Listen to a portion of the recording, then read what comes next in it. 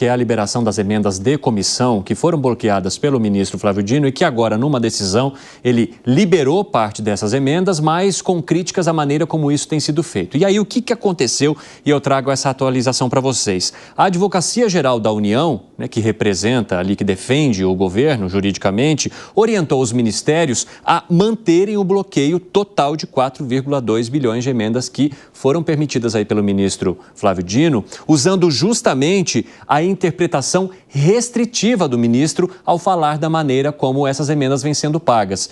E nesse caso, Gustavo Segré, vou até te puxar para nessa retomada de assunto, porque você não conseguiu concluir a tua fala naquele outro momento. Isso simboliza também uma preocupação do governo de, olha, liberou, mas se der problema depois, vai sobrar para todo mundo?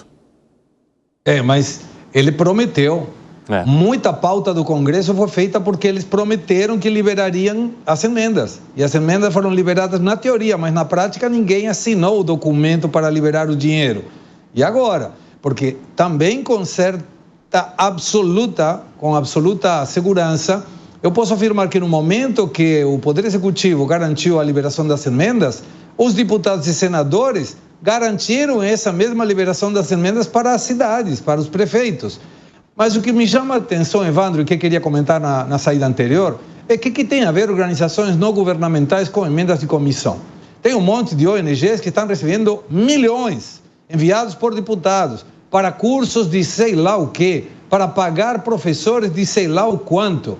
Essas emendas, se são para ajudar um posto de saúde, uma educação, uma escola, um ginásio para fazer esportes, é sempre muito bom. Mas quando tem uma ONG no meio, o que essa ONG tem que fazer? Tem assessores de deputados e assessores muito próximos de autoridades futuras do Congresso Nacional que trabalham como intermediários para a liberação de emendas. Então, tem que ter controle se hoje as emendas do jeito que estão, dão a supor que pode ter roubalheira no meio. E estão falando de recurso público. Quando tem roubalheira, se chama corrupção. E os corruptos, mesmo que não tenhamos nenhum por enquanto, deveriam estar na cadeia e não soltos. Como é que você avalia essa orientação que vem agora da Advocacia Geral da União e que isso pode melar ou não esse processo? Porque o Segré chama atenção para uma questão interessante.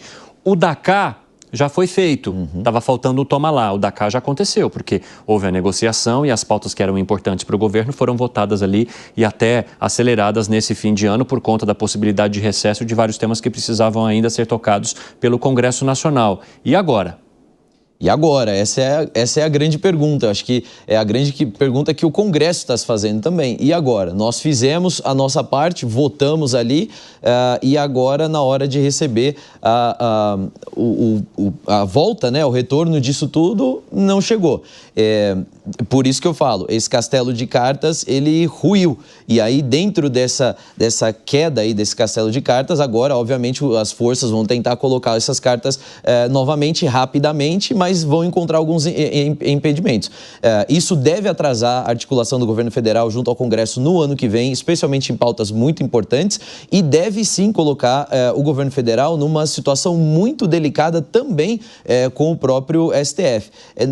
A gente não pode esquecer do relacionamento de proximidade que existe aí entre o ministro Flávio Dino e o presidente da República. A gente tem o ministro que ocupou uma das pastas no governo Lula, foi indicado por ele e é quem está provocando esse tremor todo. Então, isso não pode sair da nossa análise e da construção aí de cenários para o ano de 2025. Vai ser perigoso. Piperno, você acredita que essa orientação da Advocacia Geral da União coloca o governo e principalmente alguns ministros entre a cruz e a espada nessa liberação? Porque a gente está falando, por exemplo, de várias emendas relacionadas à saúde. A ministra Anísia Trindade já está sofrendo fritura faz hora por conta da possível dificuldade que os parlamentares têm de acessar as emendas parlamentares quando o assunto envolve o departamento dela. E agora?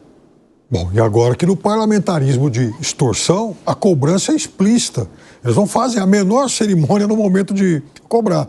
Ou seja, eles certamente, esses deputados e senadores que vão se sentir aí prejudicados, né? Eles, obviamente, eles vão tentar pressionar o governo de alguma outra forma.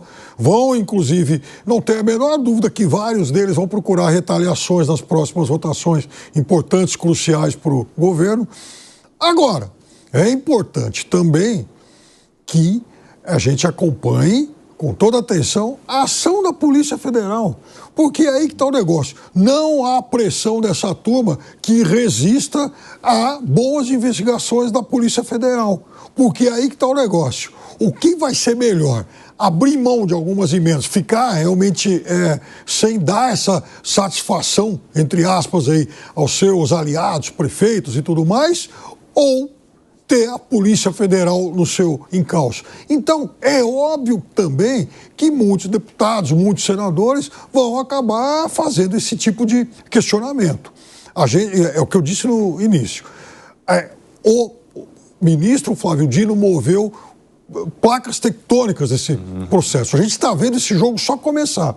Esse negócio vai longe. Agora, Gustavo Segré, a gente precisa trazer uma outra camada dessa história, que é também a mudança nas presidências da Câmara e do Senado. E da maneira como essa confusão que está acontecendo agora, nesse fim de ano, onde, de certa forma, ainda há, né, a gestão de Lira e de Pacheco, vá repercutir e bater para aqueles que devam ter ou assumir as cadeiras de ambos.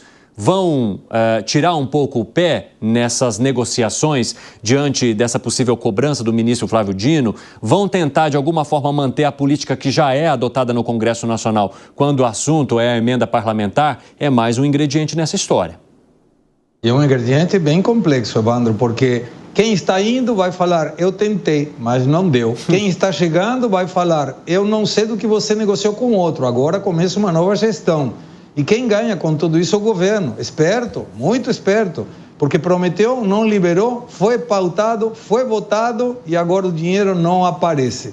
Eu continuo insistindo, ou a gente tem que modificar urgentemente a metodologia, não tem que ter intermediário nenhum, não tem que ter ninguém que participe de a quem vai o dinheiro, para quê, tem que ser preciso, através talvez de alguma, não digo uma comissão, porque senão vai ter um monte de gente pendurada de novo em cargo público que não está e provavelmente não sabe do que está falando. Mas deveria ter alguma situação que permita ver a prioridade e que não mande, por exemplo, dinheiro para uma escola em um lugar que já tem escola, quando tem outro que talvez não tenha escola. Me parece que aí seria a melhor forma. Hoje a prioridade é vamos ver aonde que manda para ver o que volta. Isso não é legal. Agora, Piperno, a impressão que a gente tem é que toda essa discussão que a gente acompanhou nesse fim de ano sobre mudança na maneira como seria feito o pagamento da emenda parlamentar não serviu para nada, né? Então, mas a gente também tem aquele dilema, o que é assim, a diferença do desejável e do inevitável. Da forma como as relações ocorrem hoje, esse tipo de toma lá da cá, ele é inevitável, principalmente quando você tem um poder executivo cuja base de apoio é muito pequena, né? O PT elegeu 13% da Câmara. Então, é utópico imaginar que, puxa vida, só pelos belos projetos e talvez belos pares de olhos aí de um ou outro ministro, o Congresso vai acabar se rendendo. É óbvio que não, né? A linguagem do Congresso é outra. Só tem um jeito de mexer nisso. Polícia Federal. Como aconteceu lá há 30 e poucos anos com a máfia do orçamento.